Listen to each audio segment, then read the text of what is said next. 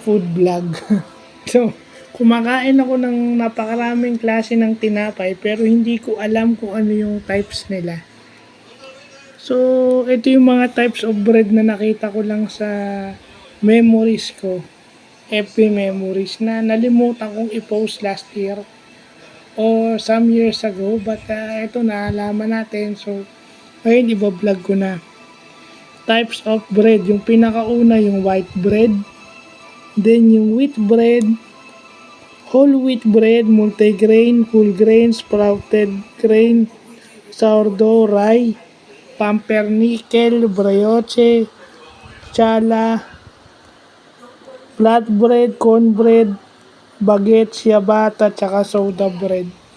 So, mga 4 o 5 klase nito ang nakakain ko na dito, no?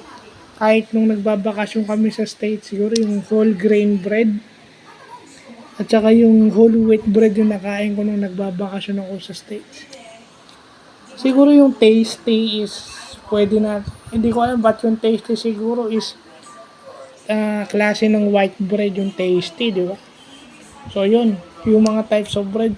Ito yung food vlog lang naman. So, sa mga hospitality management ngayon or dun sa mga HRM graduates before, siguro alam to.